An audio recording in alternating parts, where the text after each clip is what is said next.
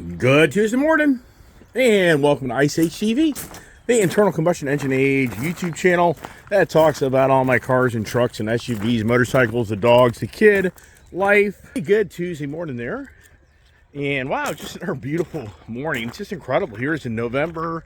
Temperatures are reasonable, and hey, thanks for tuning my channel. For those that watch me, anybody new, it's just about me talking in the morning, just talking general conversations. Hopefully things you can relate with. Maybe you can't. I know some people reach out, make sometimes rude comments, but it's all good. It's like, yeah, I get it. My channel just doesn't cater to what interests you, and that's fine. But I try to keep a theme going each day with using a noun, an adjective, a verb. I don't know. Is that right? I'm not the English dictionary expert. But anyways, yesterday's conversation was the giving conversations. And I thought today we would have the takeaway conversations. The what am I taking today? What are you taking? Yeah, I thought that would be a great conversation. Got the fleet of cars and trucks, more or less the trucks and SUVs. I mean, look, 1 truck, 2 truck, 3 truck, 4 truck, 5 truck, 6 truck. But here's the thing, cars. Have cars grown on me? There's one vehicle, car, Mustang over there, the Mach-E. Mustangs at the dealership, there's 3 inside the shop. There's 6, so we kind of tied. I mean, SUVs, there's the Bronco, there's the Jeeps, there's 3. So I guess the trucks and the cars are kind of tied on that. I got another truck down in Tennessee, so I guess the trucks win, right? I gotta get that thing home. I gotta get my race truck home. I need that thing back. So, anyways, thought we'd get here in the shop, start the walk around, or do the walk around? I've been doing that a lot more instead of just going into my office to just share with you all my vehicles. One viewer yesterday commented that, what are you going to do? What's going to be your future conversations or your whatever, your content for your channel, being that we've seen all your vehicles? And I was like, wow.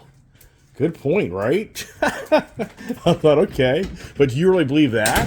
Do you really believe that this is it? That you're not going to see another new vehicle in my driveway or garage or a motorcycle or something? But I get it. He just kind of thinks that it's all about me. That was his reference, that I have a life deficiency of a void in my life. And this is what I have for all my this is what replaces my void in life, all these material things. And I said, yeah, right, okay, you could say that. I mean, but I think about all these people that are Jeff Bezos, Bill Gates, Elon Musk. I just start to think these people are richer than rich, that I could sell every one of these vehicles that I own, every motorcycle I own, and for Barack Obama, Michelle Obama, that live in this McMansion house in D.C., I couldn't even afford to buy. If I sold every vehicle I own, if I even sold my property, I would not have enough money rounded up to buy what they have. But in this guy's world, he thinks that, hey, Rachel, and hey, don't take it the wrong way. I'm a big boy. I can take conversation, but I just like to share the comments because for Tactical Max, he reached out. He was really excited about his exhaust. Mr. Sanchez, he's not so excited because he had the takeaway that the Tactical Max took the exhaust, and Mr. Sanchez feels like he should have got the exhaust in so many ways. But the Tactical Max, this guy knows how to listen. And Mr. Sanchez, I think he listens too, but I think he gets tired of my boring conversations, which I get all that. He likes to see the cars and stuff. So the whole point is, it's the takeaway, right? And that's what I thought. And that's why I'm talking about this gentleman that reached out. It was kind of critical of who I am. And I thought it was pretty incredible. Yesterday's conversation was focused on the heroes, those who gave for our country. I gave an exhaust away to somebody that, they're getting a good amount of money given to them. And that's not a problem. That's not what it's about to me. It's about me just sharing my enthusiasm of life. And if I can let somebody else have something, then great, they can have it. It's the giving. So I gave all that only to be called out that I'm self-centered. Wow. Okay. Well, anyways, so the takeaway, and I think to myself, oh my gosh, today is the election day here in Virginia, and I think we're all going to the vote. I've already voted, and I did the mail-in ballot. I'm sure people are like, oh, you're so stupid. You know, you can call your local voting jurisdiction, and you can verify that your ballot actually was put in the ballot, and it was actually registered for vote. Just for record, you can do that for all the naysayers that your mail-in ballot to get thrown away. But whatever. I just prefer to do it at home. I don't like to stand in line at the damn place. But hey, each your own. It's whatever. I don't care. You do what you want to do. I'll do what I want to do. But the whole point is, today, so many people are going to vote because they're looking for something to be given to them, or they're scared there's something's going to be taken away from them. I mean, isn't that kind of how we operate in life? Is you're going to hang out with somebody. I tell my daughter in life, and we're all the same. You usually associate with people that you feel like has a value, that you're going to benefit from them. I mean, do you really want to hang out with a person that in so many ways they're going to take from you? I mean, do you want that? You know, it's a very fine balance in our relationships here in life on, what you feel is fair. And that's about is we put a value on each one of ourselves and others. And we just feel like, what comes from having that relationship. No different where you work. It's every aspect of our life. You buy a car.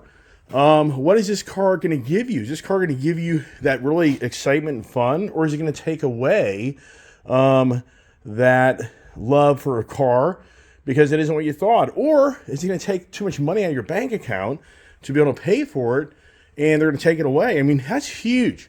It's incredible how many videos are populating on how many people took loans out that never should have taken a loan out that are having their vehicles repossessed. Are you hearing this? I mean, it's not even the car guys that are auction guys, wholesale guys, used car lot guys, the car expert guy. It's now every realm of every YouTuber out there is saying that the Google Trends is showing that so many people took loans out that they never could afford. They're now having their vehicles taken away.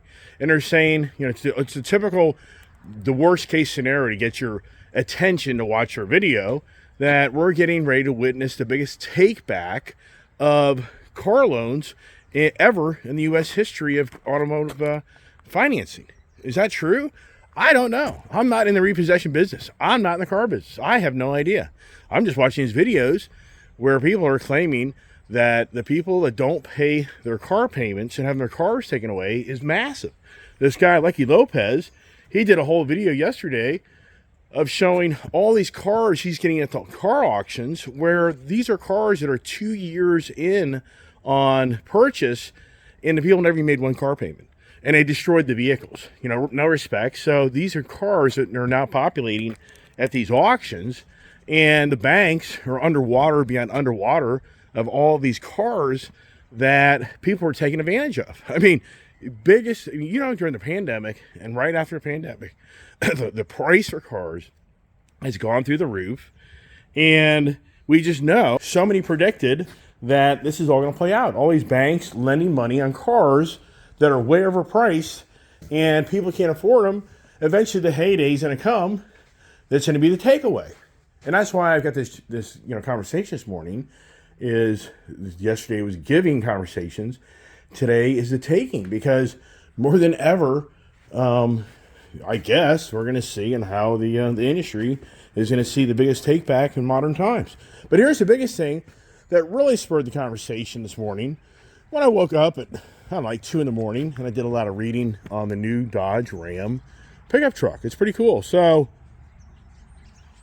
for everybody here that watches my channel, I got the Ford Power Boost, which I just love this truck. This is a hybrid truck. And the reason they call it a hybrid truck is because it has a gas engine and an electric engine in it, electric motor. So it's called a hybrid. Over here, this is what they call an EV, which most people are very abreast that this is an electric vehicle. And then you have what they call a PHEV. P is in Paul, H is in Harry, EV. That's a plug-in hybrid electric vehicle. So meaning Ford could have made this a PHEV vehicle. They could have put in a battery pack in it where the truck would be maybe 100-mile, 50-mile range all on battery, and it would have then on the other side here, like the Ford Lightning. Let me walk over here to the Ford Lightning. You'll see on the left-hand side of the truck is the actual port. Got my Gold Rush out here. So, am I crazy? Oh, I got the love of the Mustang right now, and need to get that thing back in the shop. But here you go. See here, here's the plug, which is okay. This is where you plug the truck in to recharge the battery pack of 131 kilowatt battery pack. It's extended range truck to get you like 320 miles in perfect conditions. Well, Dodge, the Ram product, basically, has just released yesterday or today, I guess it was more like yesterday, the brand new 2025 Ram 1500. Is now showing full detail of the next generation Ram 1500 truck, not the 2500, the half-ton truck. And it's showing the real deal, and it's giving all the aspects of what the truck's going to be, and it's pretty cool. So for the Ram product, they've taken away the V8 motor. Did you hear that? The Ram 1500 will no longer be offered in the 5.7 Hemi motor, and the Ram TRX is going to have its last run for 2024, and then there won't be a Ram TRX. There's going to be like a Ram I don't know. It's some name I can't remember off the tip of my tongue. It looks just like the Ram TRX. So Ram is taking away the V8 engine and replacing it with the inline 6 Hurricane motor, which I have, which I think is pretty cool. Some of you watch my channel. If you really have a lot of these vehicles that kind of have the the newer technology. Way down there, the Jeep Grand Wagoneer that sits out in front of my house. Yeah, that vehicle. Okay. I totally goofed up. My whole video this morning be totally screwed up. You're going to see this video go from being on time to then it being slowing down. My lips don't sync with it because I hit the stop button by accident. Whole point is the Ram product, they've taken away the V8 motor and they're replacing it with the inline Hurricane 6 motor or the V6 Pentastar motor, which I think is a lame motor, even though I have it in Jeep Gladiator. Does a vehicle get off the road? It does. But if you ever have to tow or anything that's under a real strain, it just doesn't do what the other motors do. But here's the thing. Ram has gotten very creative on the hybrid gas-electric setup on their new Ram 1500 truck. So in the Ram 1500 truck, they actually are putting, get this is very creative. They're going to put in a V6 motor in the front of the vehicle, just like this vehicle here, but the vehicle's going to have like a 91 kilowatt battery pack in it, and then it's going to have front and rear wheel motors that run off that battery pack and won't have actually like a transmission drive line connected to the engine. The V6 engine is actually going to be the generator to re-energize the battery packs. So you're going to have literally a V6 motor in front of your truck that doesn't actually drive the truck. It actually recharges the battery pack to enable the vehicle to go close to 700 miles. A 27-gallon fuel tank will be in the back like it always is. Then you'll have the whole battery pack, and then in the rear wheels, we'll have the wheel motors in the front wheels, and under certain conditions, the front wheel motors will unlock, and it'll just be a rear wheel driven car. So it's like, wow, that's pretty cool.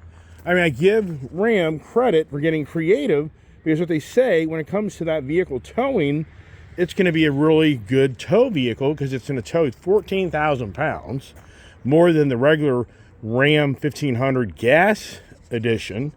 Okay, so Ram has 3 models coming out: the regular gas Hurricane setup, the hybrid setup I'm talking about right now, electric hybrid, and they're going to have an all-electric vehicle just like the F-150 Lightning truck that apparently has a bigger battery pack, and it's going to be a lot of competition against the Ford Lightning. So, but I'm focused on, because I kind of scratched my head. If you watch my channel, I bought this truck because it has 23 mile per gallon, Maroni, whatever you call it, window sticker on his truck. I've never seen 23 miles per gallon. I've always have seen like 20 miles a gallon, 19 miles a gallon, one time 21 miles a gallon. So what's really interesting on this new Ram product is, I think it's very creative. It is neat because it does have like a 150 mile range, 146 mile range, and pristine conditions for the battery pack, 91 kilowatt, to drive the vehicle. But once that battery pack starts to die down, the V6 engine then overtakes and then starts generating energy back into the battery pack, so that battery pack can still continue to be used in the vehicle to keep it going, which then takes the range close to 700 miles, 690. But they say the combined mileage on the vehicle on a 27-gallon fuel tank is going to be really equivalent to like 20 miles per gallon. And that's where I think to myself, it's like, wow, that just like makes no sense. Ford has a gas engine that runs the truck. It has an electric motor that supplements the power to the truck. And this truck is 20 miles a gallon. This truck has a good 500 plus mile range when I go to fill it up at the gas station. And I'm working around the city. I'm everything. I'm rural roads, out on the highway. So it's all that mixture of everything. And I just think to myself, does that really make any sense? I mean, I can kind of get that if you are just driving, 50, 100 mile days, you're not going to be filling that gas tank up in that truck because you're going to be able to use the battery pack, and you can come back home and it's going to have the plug-in capability to recharge your vehicle. So it's going to be a PHEV, plug-in hybrid electric vehicle. All right. Now, the Ram regular electric all-out vehicle won't have the gas engine. So remember, let's just reinforce this. It's going to be so funky. You're going to have a V6 engine in the truck that's not going to actually be the drive line or the power to the truck. Isn't that? I mean, it's kind of creative. I give Ram credit for creativity. Kind of debatable on the average miles per gallon on that. But then you go to electric vehicle, and then it gets into, it's now going head-to-head with the Lightning, and it's going to have a 164 kilowatt battery or like a 234 or 221 kilowatt battery. Wow. I mean, wow. All right. I'm at 131. And this has been the conversation for so many people out there that have these electric vehicles and how we're going to get surpassed so quickly by the newer technology where these electric vehicles are going to be just not sought after because the range factor is going to be dwarfed by this new technology. And the new architecture that's out there is a 440 volt architecture for the infrastructure of the battery, and Ram has now graduated to that more efficient technology. And what that does for you, it makes it so you can recharge your vehicle at a much more efficient, quicker range when you go plug it in. When you're traveling the country or whatever you're doing, these vehicles talk to these chargers and they don't let the vehicle get charged too quickly because the battery could possibly get too hot and catch on fire. So that's the old technology, like the 220 technology. Now the 440 technology is going to enable the vehicle to charge quicker, more efficiently, and safer. So a lot of things are going on, even though all you read about is the takeaway is that people are taking back or waning on wanting to buy electric vehicles. All right, so we get up here in the office so we can just continue the conversations and share with you my love of all my cars and vehicles. Here's the next challenge. I got to take the exhaust off this Super Bee because the kid just ain't happy. I don't disagree. We got to figure out what the best exhaust. My thoughts are take out the resonators, put in some different rear mufflers, and I think this thing's going to be really stout and healthy, and it's going to take away your hearing when you hear this thing start up, because the daughter's so bummed that this thing is so lame. It is. She swears up and down that this thing is extremely loud. It hurt her ears the other day as I blasted by her going to the coming back home from the car meet, and she swears up and down this car is louder than her GT Mustang. I have a hard time believing that because her car has an H-pipe on it, but I don't think it has like the factory mufflers on it. So, and I can tell when I drive this down the road, this thing is very loud. I'd say it's every bit as loud as that Charger, but I'm not Charger's so doggone loud. So, we got to figure out what's going to be the best package for that. Maybe he's out there watching my channel. That's a huge Mopar person. They might want to reach out and say, hey, look, I would do the resonator delete, and I would get this muffler package, and your daughter's going to be extremely happy where it's nice, it's a good exhaust, but it's not a drone in the interior. It's not, it's not going to take away the fun of the vehicle. So the takeaway conversations on election day. And so here's the, got to take the Triumph down on Thursday for its oil change. And but hopefully by Wednesday or Thursday, as I continue the conversations on the Indian Pursuit, we'll start to have a little better handle on where the Indian Pursuit is, and is Indy going to take back? Is Indy going to take back that Indian Pursuit? I hope they do. I just really hope they raise their hand and they say, we're going to take the bike back. And we, the Iceman, whatever he wants. We'll do whatever he wants. I mean, would that be the right conversation? Hey, Iceman, hey, Ice HTV, I've got the stickers. If you want one, IceHTV comments at gmail.com. I'll mail you a sticker to share the internal combustion engine age. All right. Yeah, that would be nice if Indy would be diplomatic and proactive and go, yeah, we don't want this guy to have this bike. This bike isn't right. Let's take care of this guy that has promoted our product. And do they even know who I am? I don't think they do. Come on, Bubs, let's go. Get up here. All right. They're all waiting for me.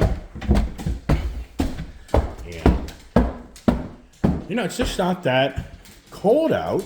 And it's just borderline. Do I even need the heat on? I don't think I do. I'm going to keep it off. As I drink my morning coffee and start coughing and hacking. And sometimes this coffee just really irritates. Gets down here and makes my throat itchy. I gotta have some water, so sorry for drinking in front of you. But when you're talking like I talk, you gotta keep your the throat lubricated. I don't know. So anyways,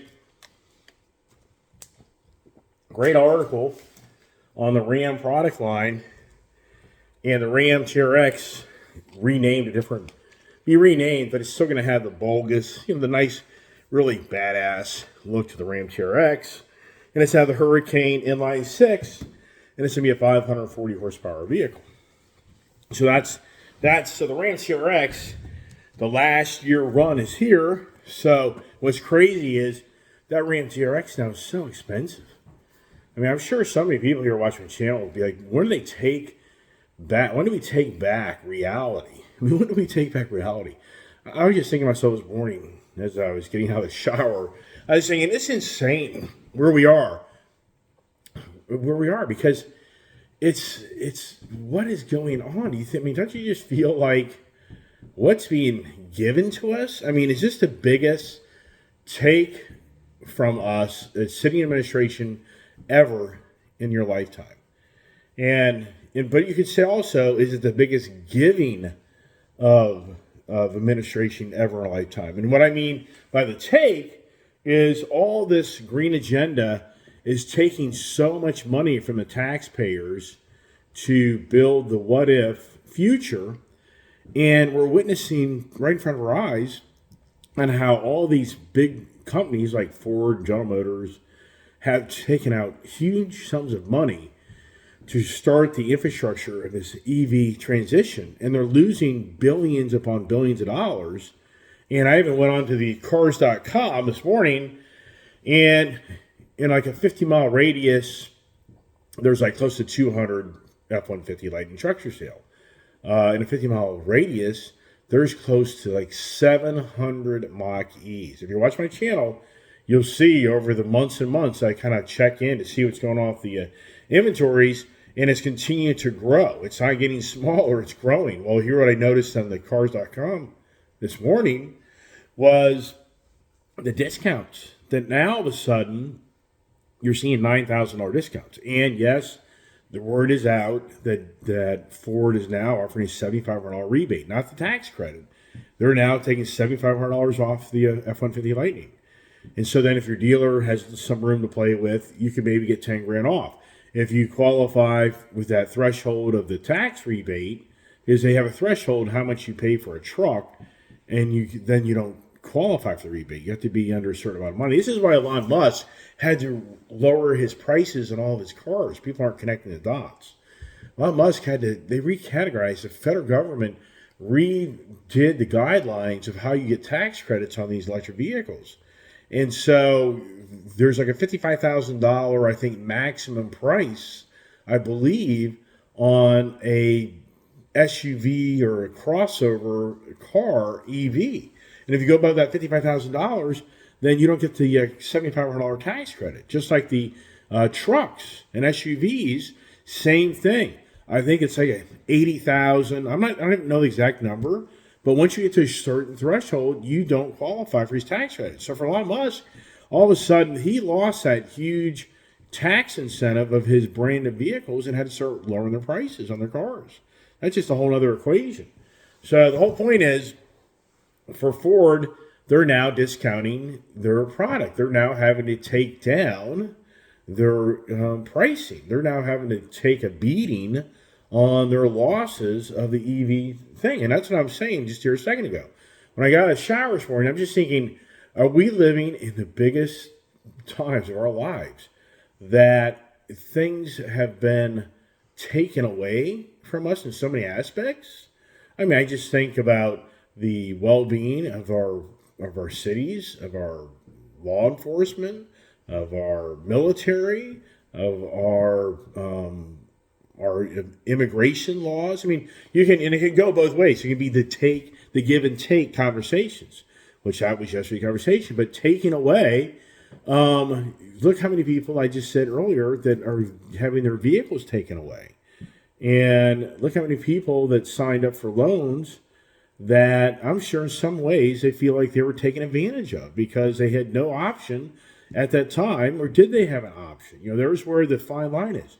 And back during the pandemic, so much money was taken out of our government's monies to be given to people to get through the challenges of those hardship times, that did some people take too much. I mean, we already know those stories. There's huge stories of people have been caught that manipulated information to get monies paid to them for their businesses that they never even owned a business. And they were taking monies for payroll protection plans that didn't even exist. Or they embellished of how many people actually had. I mean, so it's huge take. I mean, it just seems like, and once again, it could be also looked at as giving, but the end result is it's money's being taken from the federal government that you and I contribute to in taxes to support all this, the takeaway in the Inflation Reduction Act. I've had this conversation a gazillion times. I'm sure some people are sick of hearing it. But the whole Inflation Reduction Act is the whole Joe Biden, he pumps his fist in the air about how he's going to create the incredible economy on the taxpayer's expense. That's taking your money to create the what if. But already we're witnessing in so many different areas of the country and the economy that the taking has come to an end, and now people are having things taken away from them. And yeah, I know. And some people are like, yeah, geez, but here's the thing. For us individuals, today's election day. So, and what's so sad anymore, I mean, I would side with anybody here who said to me, you know what? Does it really matter anymore who's in office? Which party actually does better for the country? I don't disagree. It's so sad. They have two parties in office, and all they do is fight among themselves. And it would seem that we'd just have more rational people that would be on the table for the good of the country, not the good of select individuals. And that's what it's all about, is those who get rich. And here's the thing. Here we are with Donald Trump in the spotlight, as always. And it's a takeaway. I mean, I've said it for years. It's the masters of deception. That we're fixating on a guy named Donald Trump right now when we're in a war with the world. I mean, you can go through the list of all the other things that are going on around us, and the media machine just continues to feed the Donald Trump hate. And people just foam at the mouth to see this guy sit in court because he did this and he did that. And then at the same time, the country, in so many ways, if you believe all the YouTubers, is going broke. I mean, if you really go to the YouTubers more than ever, all you're hearing about is people are going to lose their houses. People are taking huge losses on the value of their cars. People are taking huge losses, and the housing market, that's so debatable. I don't know. I can't kind of really I'm just not on that end of the spectrum to really follow that along. So I mean, but people are taken back when they go to the bank to buy a house and find out it's 8-9% interest when they had a 3% loan. So they're taken back where they're not going to do anything. And that's the other thing too is all these car dealerships. Are they all taken back? That people show up and the banks won't lend them money. I mean, so yeah, it gets heavy and deep. I'm kind of leave it at that. It's just like to continue my morning conversations out there. And I enjoy to see people's different views and comments. Anybody watch my channel, not here personally want to attack anybody, but I that's who I am. I just like to share with you what's going on. And for those that want to say things, I'm going to share with what you said. So if that individual had commented yesterday, I'm not personally attacking you. I'm just sharing with you how you have a view of who I am, and others may have a different view of who I am, or do they? Or am I taken back by that, right? So what's going to play out next, right? Here we go. Here's my local sales guy that's taking in a brand new Jeep Wrangler 392. I mean, for me being the Mopar guy, I mean, even I'm taken back that the Ford product in so many ways took me away from the Ram and Dodge brand. I mean, it really did, because Ford, in my eyes, was step ahead of Ram and Dodge in so many aspects of the things that they had to offer in their cars. And that's what really took me away from the Ram and Dodge product. But now, Ram and Dodge and Jeep, they definitely have caught up in many aspects in certain ways. Even though they're taking away the Hellcats, or taking away the whole Dodge Challenger and Charger brand next year. That's a takeaway. But the whole point there is that I kind of transitioned away, and I'm just thinking to myself, it's incredible how, for me, I should have the Ram TRX truck, because I am such the Ram truck guy. I should have the 392 Wrangler Jeep, because I'm such the Jeep Wrangler guy for so many years. And yet I don't have those. So the whole point is my sales guy has a brand new, barely used 392 coming in black. I don't know if it's the anniversary edition. I don't know. I'm just not really fixated on it. But he has one coming in, and he got a great price on it, and he wants me to come check it out. But it's like, yeah, but I don't think the sales guys, I mean, you never know. I just keep on trying. But even if I like this vehicle, it's like, what am I going to give up for it? And I've just been so not on the page, because what takes away from me is just that lousy fuel mileage. Some people are like, but you have so many different vehicles. I know, I agree with you, but we're getting 12 miles per gallon just for the thing to make a bunch of noise and go a little faster. I'm just like, is it really worth it? The Hurricane motor should be in the freaking Wrangler. That's the reality. I think that'd be a much better package, much more fuel efficient, and it'd be a great, powerful vehicle.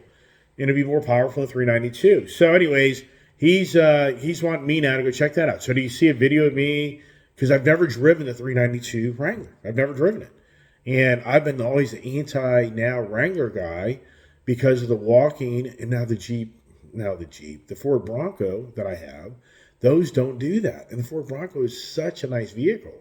And would I give up my Ford Raptor for the 392? I just can't see it. I mean, I just can't see it. It's not, just the Wrangler to me is a more cramped front seat. It just doesn't have the amenities I feel like the Bronco has. And I think the Bronco Raptor looks really nice, and the Wrangler does too. So, but here's the thing. The takeaway is the banks aren't going to take the deal. They're just not out of my mind. These banks, I guess, are getting just destroyed. I mean, I guess the banks in the back end. What's very interesting, I really think more than ever, the Media Machine, more than ever, it's being disclosed more than ever how the Media Machine on these social medias were controlled by the governing bodies. And I just really believe that the Media Machine now is just not wanting to talk, because it's the election time. It's election day here in Virginia, a few other states. And now we're a year from now. We're at the election of a different administration or the same.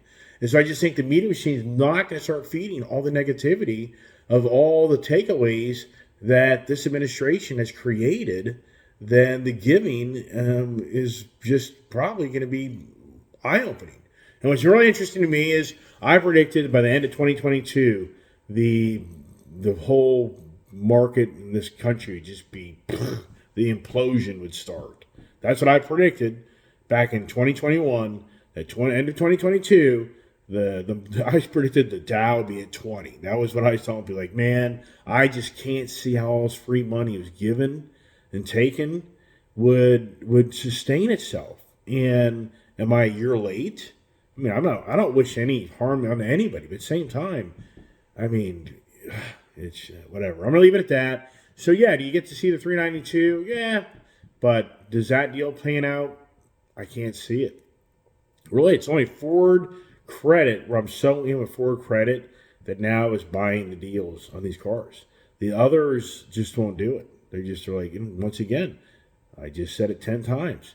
I guess these banks are getting destroyed on car loans. Who knows any information? It's interesting. I talk on my channel. It's a long channel, so I'm sure some just kind of cut it off at X amount of minutes in and move on. But does anybody have any real information? Does anybody really know if it's really happening? If anybody's a repossession guy that repos cars, is your business exploded where you don't have enough time in the day or enough trucks and employees to go get the cars or get repoed? If you're a banker, are you seeing the amount of bank loans go bad on cars like never ever seen since you've been in the banking business? I mean, does anybody out there want to talk? I mean, what's going on? So anyways, wrap it up there. Long video as usual. Hey, everybody have a great day. God bless. Stay safe. And you really need to go vote. Let me see if I got a little sticker here. But look here, I voted by mail. What a disgrace, right? Am I a disgrace? And once again, to share the love of the channel, Ice Age TV at icehtvcomments@gmail.com. And I'll send you a sticker. So, hey, everybody, have a great day. God bless. Stay safe, because it can get deep and heavy in my conversations of what we're now hearing about our involvement of what's on our doorstep, which I might even go down that path today. So stay safe. God bless. Pray for a miracle.